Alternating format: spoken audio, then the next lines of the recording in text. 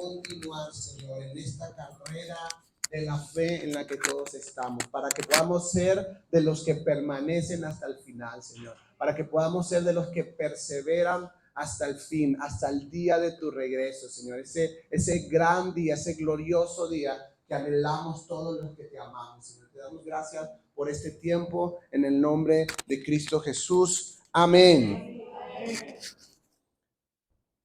Qué alegría poder compartir un domingo más y sobre todo este domingo tan especial, ¿verdad? Es tan especial celebrar y recordar que nuestro Salvador fue levantado de los muertos, que resucitó. Dice la Biblia que venció el poder del pecado y venció el poder de la muerte. Y por eso hoy estamos aquí. Pablo lo dice de esta manera: si Cristo no hubiese resucitado, vana sería nuestra fe. Pero la verdad es que Cristo resucitó. Y hoy vamos a seguir estudiando los nombres de Dios. Y este nombre específicamente lo escogí para este día porque creo que necesitamos la revelación de lo que este nombre significa. Necesitamos el poder de este nombre de Dios en nuestras vidas y entender que la muerte y resurrección de Cristo pagó el precio y abrió el camino para que podamos experimentar esta revelación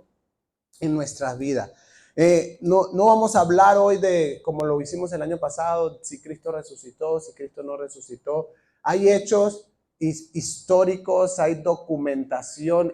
Esto no está en tela de juicio. La realidad bíblica y aún histórica es que Cristo fue visto después de haber sido crucificado. No fue visto solo por 2 o 3, fue visto por más de 500 hombres y mujeres. Pudieron verlo resucitado y es un hecho real, es un hecho que aún historiadores no cristianos han comprobado.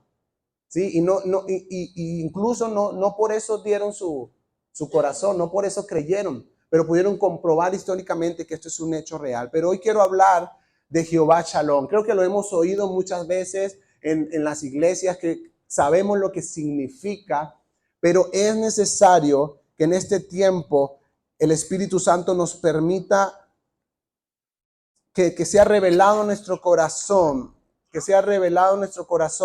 la importancia de este nombre y el poder de este nombre en este tiempo. Miren, si ustedes ven noticias, van a darse cuenta que cada semana hay una calamidad en algún lado, hay un ataque terrorista, hay un tiroteo, hay un asesinato, hay guerras por muchos lugares. Es un mundo que posiblemente sea un mundo atemorizante.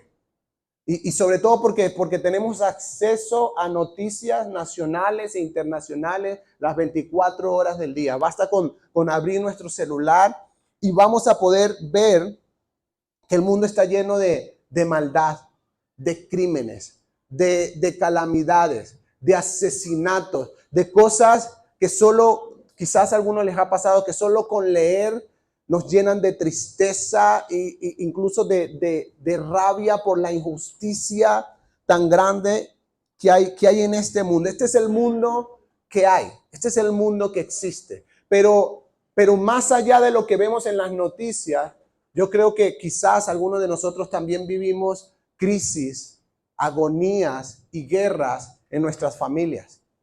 Hay guerras en nuestras casas, hay matrimonios donde el Dios de paz no está reinando. Hay matrimonios donde lo que reina son las discusiones, el desinterés, los malos entendidos, los gritos, la falta de respeto. Y son matrimonios de creyentes. No estoy hablando de los que no tienen a Cristo en su corazón. Estoy hablando de matrimonios de creyentes donde posiblemente pensamos que así es, que es normal vivir de esa manera, pero necesitamos abrazar hoy que la paz que Dios quiere darnos a cada uno de nosotros es una realidad para vivir hoy. ¿Por qué? Porque no hablemos solo de lo que pasa externamente. ¿Qué pasa con las guerras que hay en tu corazón? ¿Qué pasa con las guerras internas? ¿Sí? Hay algunos de nosotros quizás ni siquiera podemos sentimos que no podemos vivir con nosotros mismos, imagínense. Estamos llenos de agonía, estamos llenos de tristeza, estamos llenos de depresión, de angustia, de pánico, de temor. Pensamos que somos poca cosa, que no valemos, que no podemos. Y esto no es una realidad en algunos, creo que es una realidad en la mayoría. Por eso los índices de suicidio suben cada mes. Cada mes hay más personas que deciden quitarse la vida. Y la mayoría no solo por cosas externas que están sucediendo, sino por cosas que están viviendo dentro de ellos.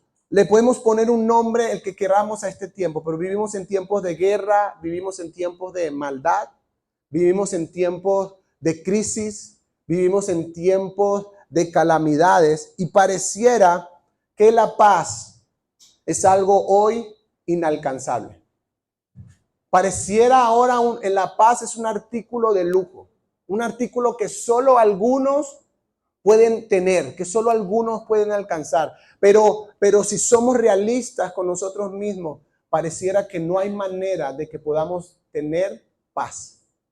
Porque si no es una cosa, es la otra. Una situación, otra situación, un pensamiento, un sentimiento, eso que cuando estás viendo el techo de tu casa, acostado estás, piensa y piensa y piensa, y vivimos en crisis internas, en crisis externas, las crisis, y no estoy hablando de Venezuela, estoy hablando a nivel mundial. Esto es una realidad. Y quiero que veamos en la Biblia la primera vez que se nombró este nombre, a Dios como Jehová Shalom, como el Señor de paz. Y quiero ponerte un poquito en contexto. Israel, que era el pueblo de Dios, vivía en un ciclo constante con Dios, desde que estaban en el camino por el desierto, pero en este pasaje que voy a leerte, ya estaban en la tierra prometida y seguían con el mismo ciclo. El ciclo era, se rebelaban contra Dios, por causa de su rebeldía venía la disciplina de Dios. Esta disciplina producía en ellos que se volvieran a Dios, y cuando se volvían y clamaban a Dios, Dios los salvaba. Sí, y volvían, y pasaba un tiempo y de nuevo se rebelaban contra Dios, venía la disciplina de Dios, venía el arrepentimiento y venía Dios y los salvaba. Y uno diría, ok, está bien en el desierto, pero aún en la tierra prometida, el lugar que Dios había escogido para ellos era un lugar de paz donde había guerra. Ellos tenían que conquistar, pero Dios les dijo desde antes de entrar, vas a tener que conquistar, pero yo voy a estar contigo.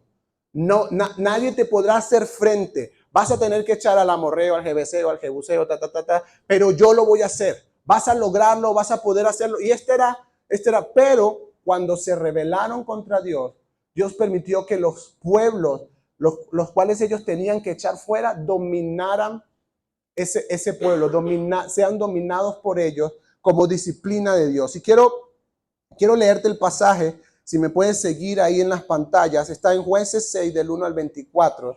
Dice, los israelitas hicieron lo malo a los ojos del Señor. Entonces el Señor los entregó a los madianitas durante 7 años.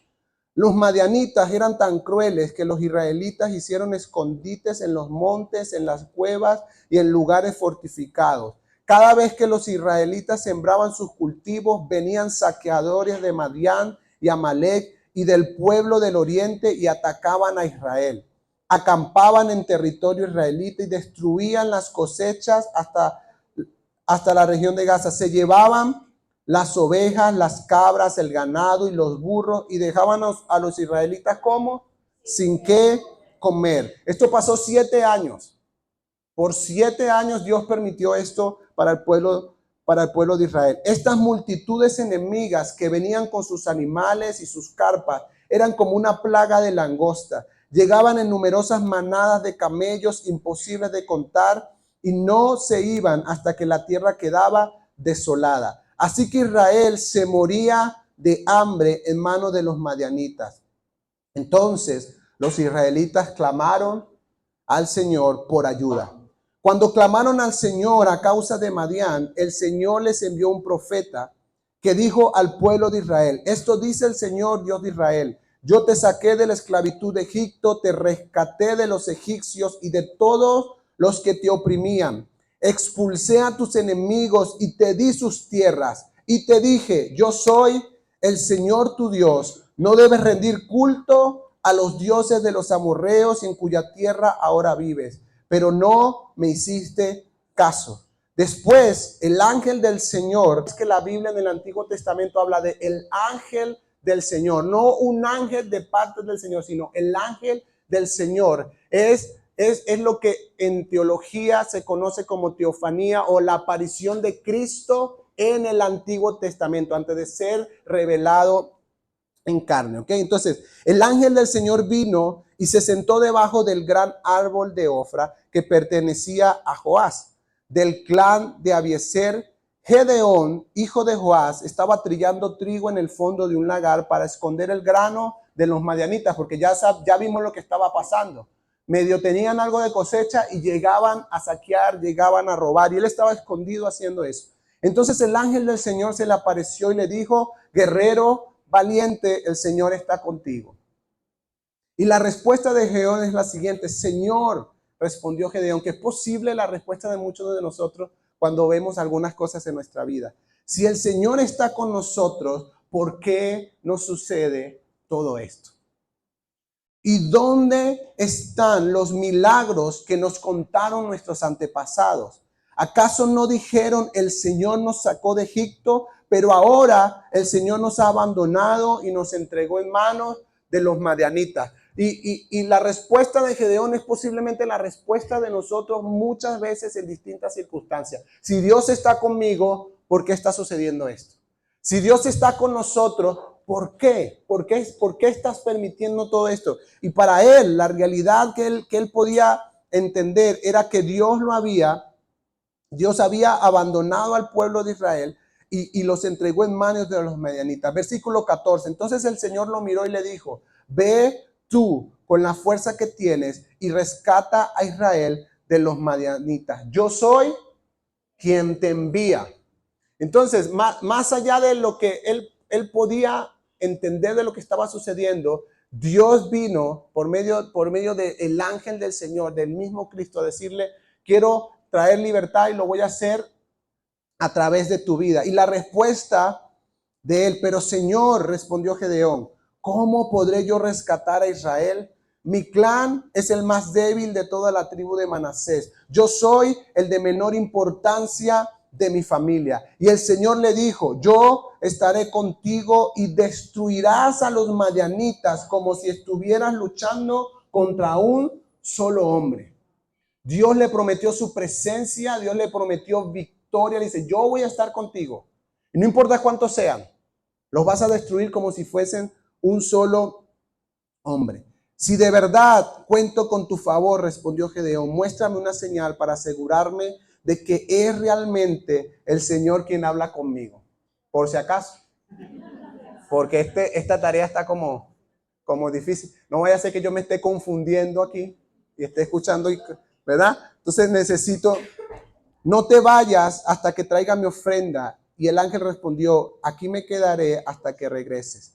Entonces Gedeón fue deprisa a su casa, asó un cabrito y horneó pan sin levadura con una medida de harina. Luego llevó la carne en una canasta y el caldo en una olla y puso todo delante del ángel quien estaba bajo el gran árbol. Así que el ángel de Dios le dijo, pon la carne y pan sin levadura sobre esta piedra y derrama el caldo sobre ellos. Y Gedeón hizo lo que se le indicó. Entonces el ángel del Señor tocó la carne y el pan con la punta de la vara que tenía en la mano, y de la piedra salió fuego que consumió todo lo que Gedeón había llevado. Y el ángel del Señor desapareció. Versículo 22.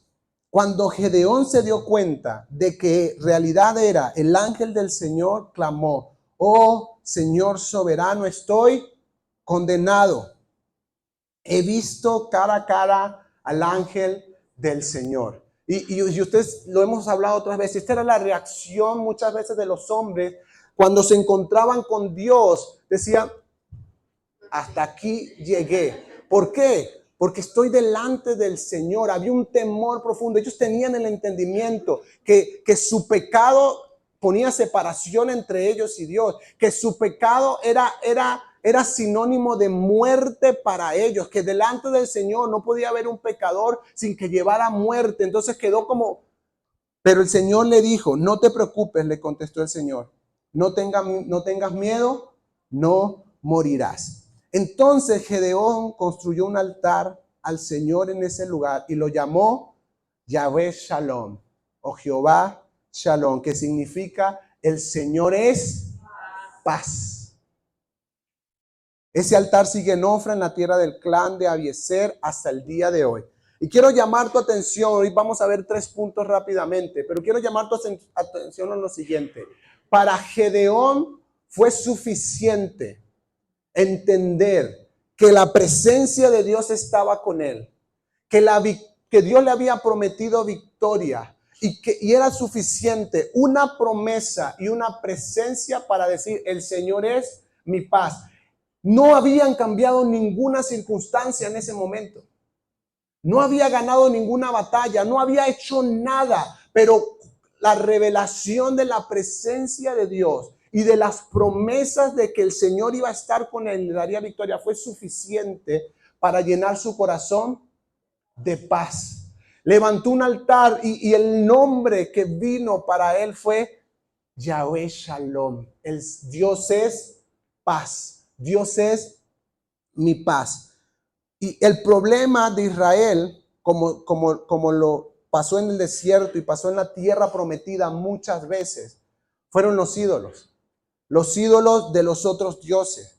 Un ídolo no es solamente, no hablamos de imágenes solamente, no hablamos de estatuas, no hablamos de estructuras, sino que un ídolo es algo en lo que confías para que te provea, para que te dirija y para que traiga paz y tranquilidad a tu vida. Por eso nuestros dioses hoy pueden ser el dinero, una estabilidad, un trabajo, los ahorros, no sé qué, en lo que confiamos para eso. Pero punto número 1, ¿qué es entonces paz? Podría ser la pregunta. Según el mundo, la paz posiblemente, así lo define el diccionario, es una tregua entre 2 bandos en guerra o un alto el fuego. Literalmente, es decir, que las situaciones o circunstancias externas cambie para que todo esté tranquilo, para que todo esté en calma. Para el mundo la paz es eso, calma.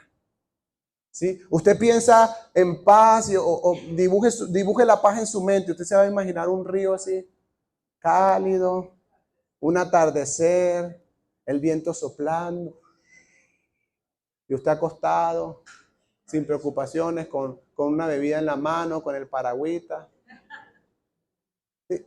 Pero ese no es el concepto de paz bíblico. Este es el concepto de paz quizás del mundo. Esta palabra shalom significa plenitud, completitud y bienestar.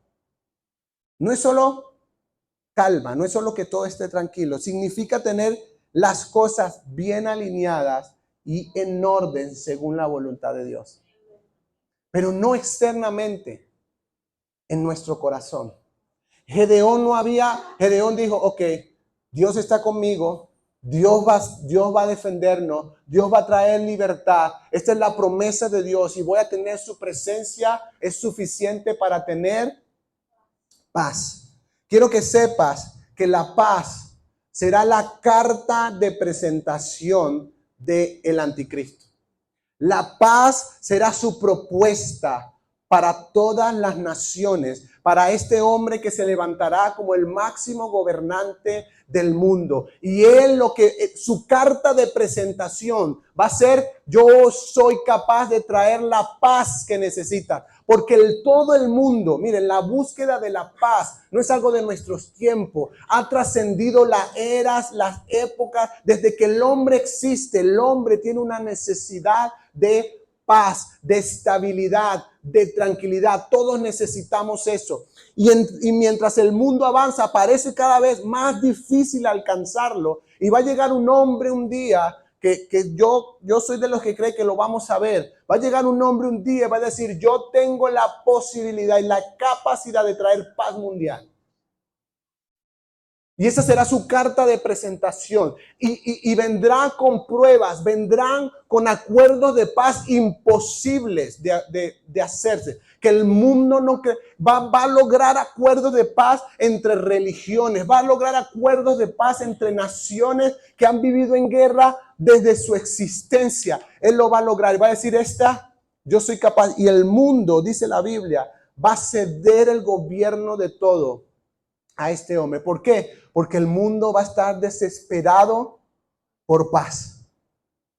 Hoy ya el mundo está desesperado por paz, pero en lo que el tiempo avanza, cada vez el mundo va a estar desesperado por paz. Y va a llegar él y va a decir, yo soy la solución, yo sé cómo hacerlo, yo voy a traer paz. Y hará que todo el mundo lo adore. Hará que todo el mundo lo reverencie, lo respete, en lugar del único y verdadero Dios a quien nosotros adoramos. Y hará que todo hombre adore lo que Él dice que debe ser adorado. Que todo el mundo abrace los valores que Él dice que deben ser abrazados. Y la Biblia dice, no es el tema de hoy, pero la Biblia dice que los que no quieran seguirlo, que los que no quieran rendirse, que los que no se postren ante lo que Él levante para ser adorado, les pondrá limitaciones. Dice, no podrán hacer comercio, no podrán comprar de comer ni de beber. Dice, yo soy el máximo Señor. Si no me adoras, te quito tu posibilidad de comprar cosas, te quito tu posibilidad. Eso es lo que la Biblia dice, solo aquellos que creen y experimenten en ese momento la verdadera paz del Señor van a permanecer firmes. Pero si no, vamos a ceder ante estas presiones. Punto número 2, ¿qué es la paz? Según nuestras Biblias, según el Señor. Porque para Dios no es una sensación de tranquilidad que tenemos cuando todo lo que nos rodea está tranquilo. Cuando todo lo que nos rodea está en calma, allá en los roques, todo chévere, ¿verdad? Eso, qué chévere que podamos descansar, pero eso no es la paz que Dios habla en su palabra. Para Dios, estar en paz significa hallar descanso en Él. Incluso cuando todo a nuestro alrededor está en tormentas. Es literalmente la paz en medio de las tormentas. Es literalmente poder hallar descanso en Él. Aunque las circunstancias que están presentes sean terribles, estemos en crisis, todo se esté estremeciendo. Hay hombres y mujeres que han abrazado esto de parte de Dios y dentro de ellos hayan descanso en el Señor. En su presencia hallamos descanso. Esto es lo que Hebreos, lo que desde el Antiguo Testamento Dios quiso hablarle al pueblo. Ustedes necesitan hallar descanso en mí. Muchas veces en Isaías 30, por ejemplo, Dios le dijo al pueblo, no es con tu fuerza, no pelearás, sino está quieto y ve que yo soy Dios. Cuando estés tranquilo, cuando hayas descanso, vas a ver la victoria. Pero el pueblo de Israel, versículo 15, versículo 16, no quiso. Dijo, no, así no funciona. Porque no nos gusta quedarnos quietos.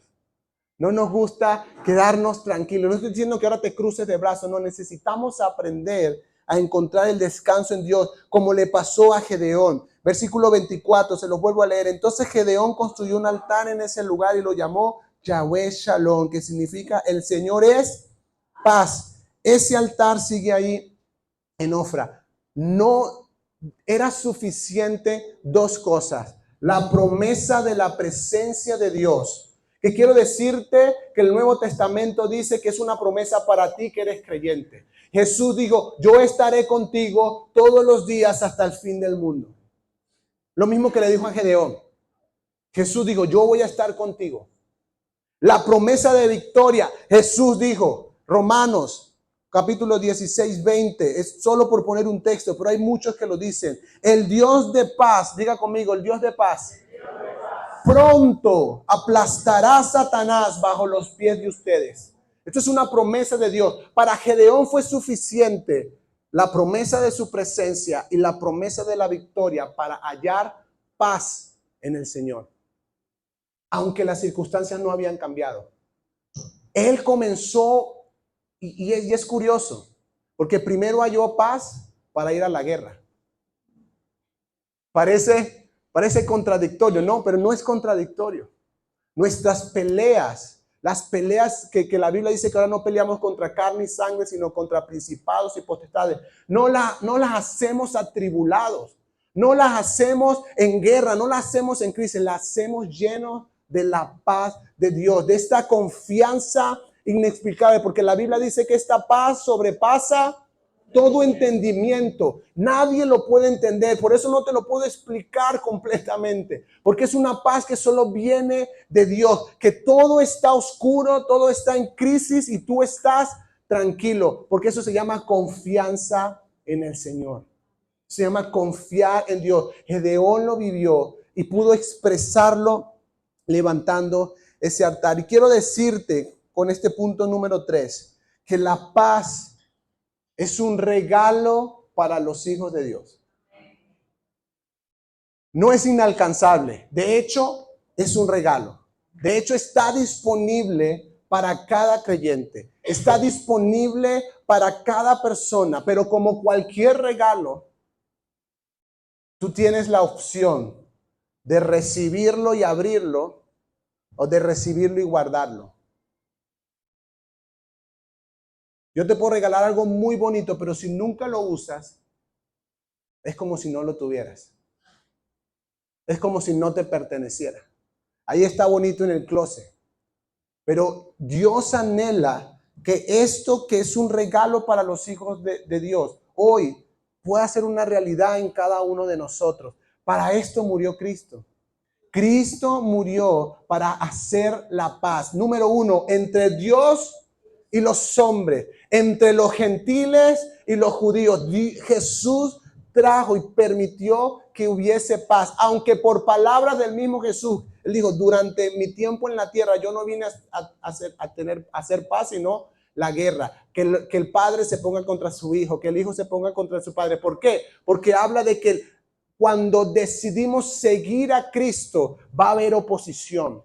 Va a haber gente, incluso muchas veces de nuestra propia familia, que no va a entender por qué estás en eso. Y no se lo puedes explicar aunque quieras.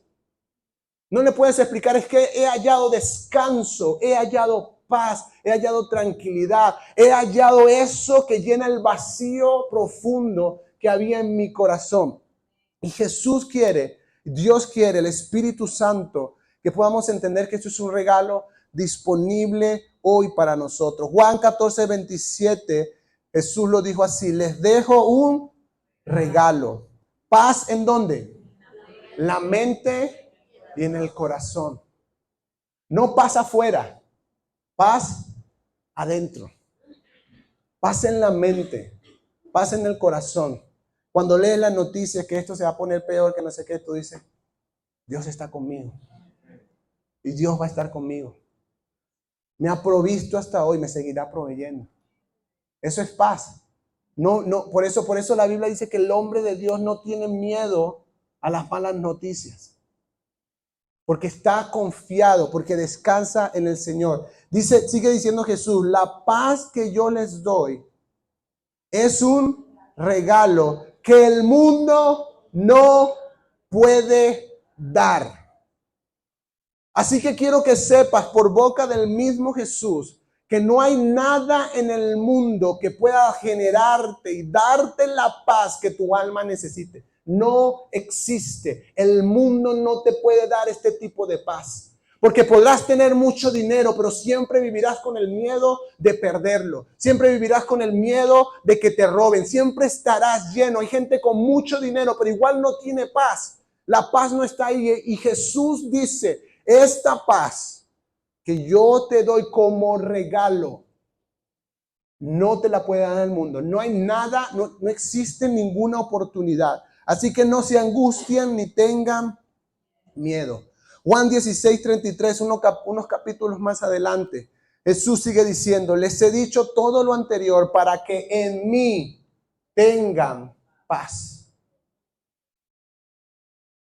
Aquí en el mundo tendrán muchas pruebas y tristezas. ¿Algunos han vivido pruebas y tristezas? Los que no levantaron la mano, le voy a pedir que oren por mí más tarde. Para recibir ese don. Todos hemos vivido pruebas y tristeza. Y Jesús dijo que no sería diferente. Es más, Jesús dijo, en este mundo tendrán muchas, diga conmigo muchas, pruebas y tristezas. Todos vamos a vivir distintas circunstancias, pero anímense. Yo he vencido al mundo. Pueden confiar en mí. Yo fui levantado de los muertos y vencí. Pueden confiar en mí porque yo fui levantado de los muertos, resucité y fui puesto como el máximo Señor de todo.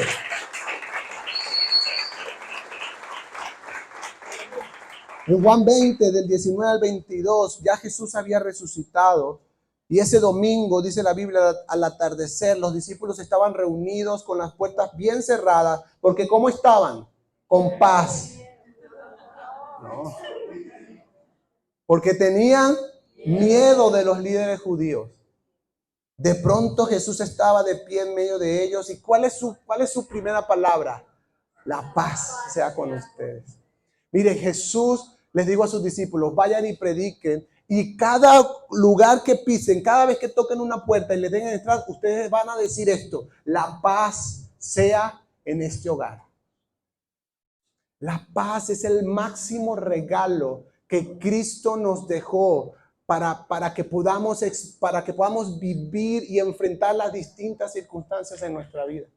Quiero que sepas, es el máximo regalo. Esto es lo primero que le dice. Mientras hablaba, les mostró las heridas de sus manos y sus costados. Y ellos se llenaron de alegría cuando vieron al Señor. Y una vez más les dijo, ¿qué les dijo? La paz sea con ustedes. ¿Saben cómo se saludaban los cristianos en el primer siglo? No solo lo dice la Biblia, lo dicen los historiadores de la Biblia. No decían Dios te bendiga. Está bien si lo decimos, eso no estoy diciendo que esté mal, pero no decían eso. Cuando se saludaban, decían, la paz sea contigo. La paz sea contigo.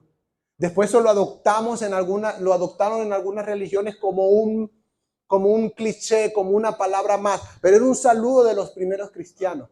Porque ellos entendían lo que necesitas para permanecer es tener la paz de Dios en tu corazón y en tu mente. Una vez más les dijo, la paz sea con ustedes. Como el Padre me envió a mí, así yo los envío a ustedes. Y entonces sopló sobre ellos y les dijo, reciban el Espíritu Santo. Hebreos 13, del 20 al 21. Y ahora, que el Dios ¿de qué? De paz, quien levantó de entre los muertos, es este Dios del que estamos hablando, a nuestro Señor Jesús, el gran pastor de las ovejas, y que ratificó un pacto eterno con su sangre, los capacite. Diga conmigo, Señor, yo quiero esa capacitación con todo lo que necesiten para hacer su voluntad. Que Él produzca en ustedes, mediante el poder de Jesucristo, todo lo bueno que a Él le agrada. A Él sea toda la gloria por siempre y para siempre. Esto lo quiere hacer el Señor, el Dios de paz, el Dios que es paz. Y si algo necesitamos los creyentes en este tiempo, es encontrar paz en la presencia de Dios. Paz en la presencia, confianza en sus promesas, aunque el mundo esté de cabeza, confianza en sus promesas. Colosenses 3:15, y que la paz que viene ¿de quién? De Cristo, gobierne en sus corazones. Pues como miembros de un mismo cuerpo, ustedes son llamados a vivir ¿cómo? En paz.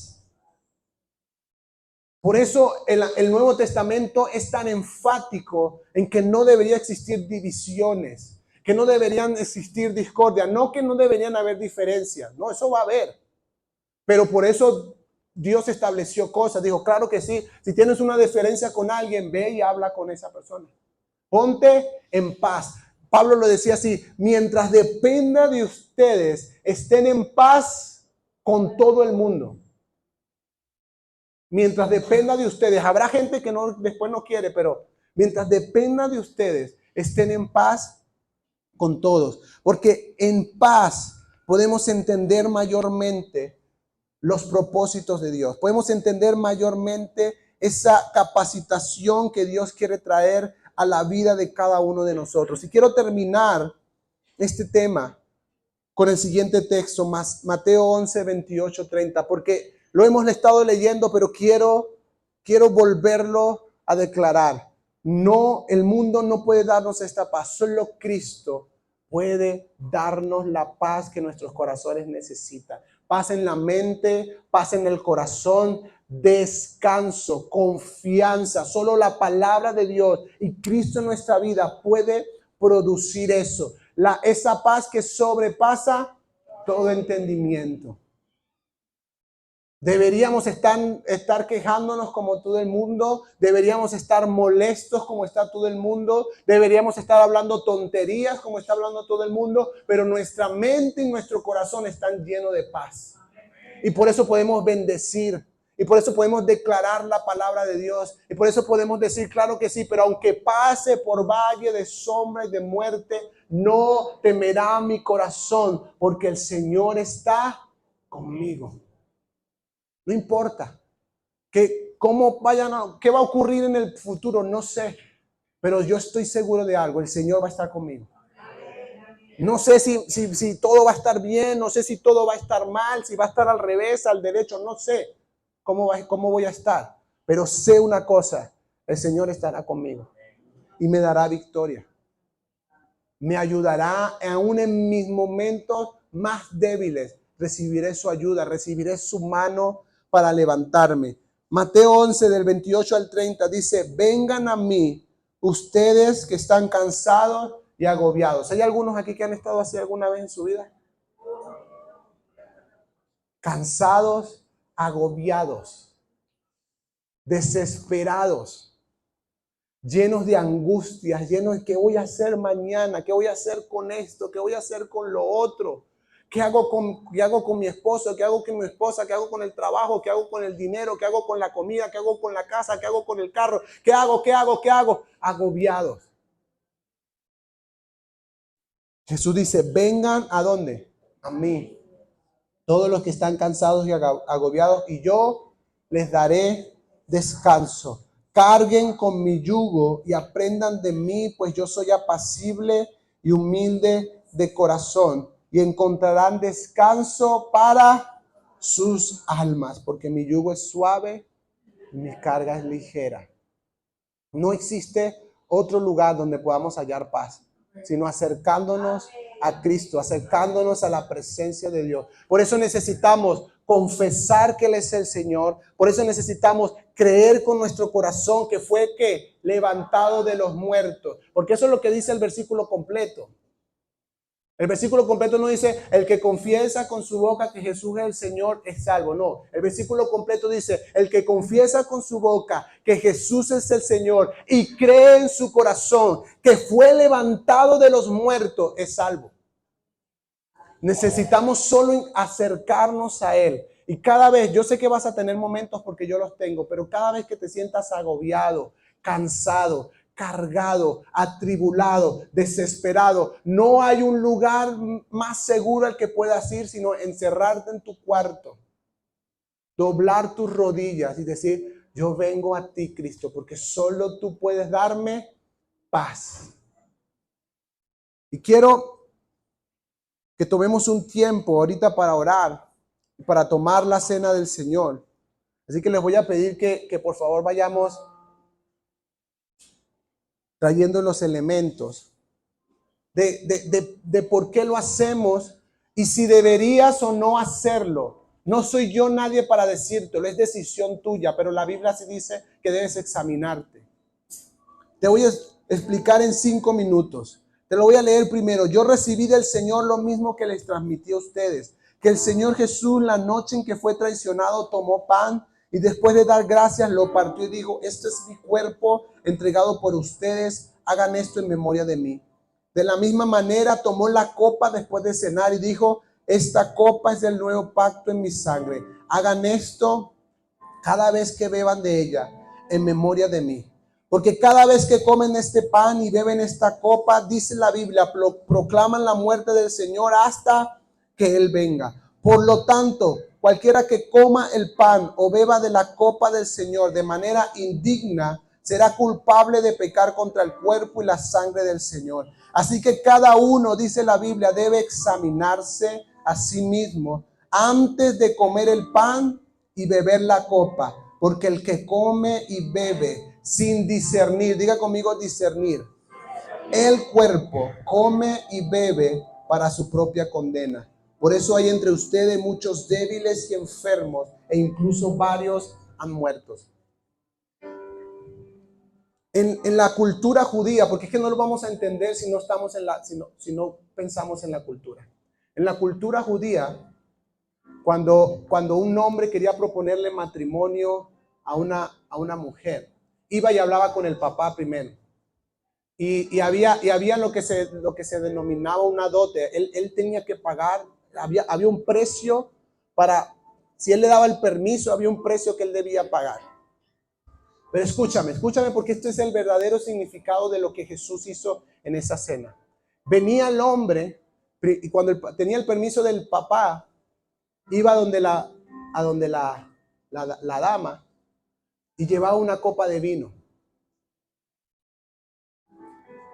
Y él tomaba de esa copa y se la entregaba a ella. Y eso era literalmente: ¿te quieres casar conmigo? Si ella aceptaba, ella tomaba de la copa que había tomado él. Y eso era un compromiso. Por eso Jesús dice: este es el pacto, el nuevo pacto en mi sangre. Entonces, después de ese evento, él se iba a la tierra de sus padres a hacer morada para ellos. Pero ella estaba comprometida. Ella no miraba a nadie más. Ella no daba su corazón a nadie más.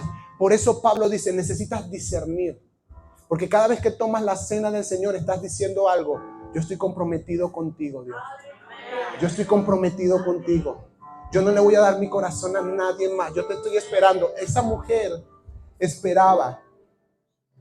Y él preparaba morada. Y el padre de él, por eso Jesús dijo: la hora nadie la sabe, solo el padre. El padre de él va constantemente revisando. Esto era cultura de ellos. Lo que él iba construyendo. Y veía y decía: todavía no está listo.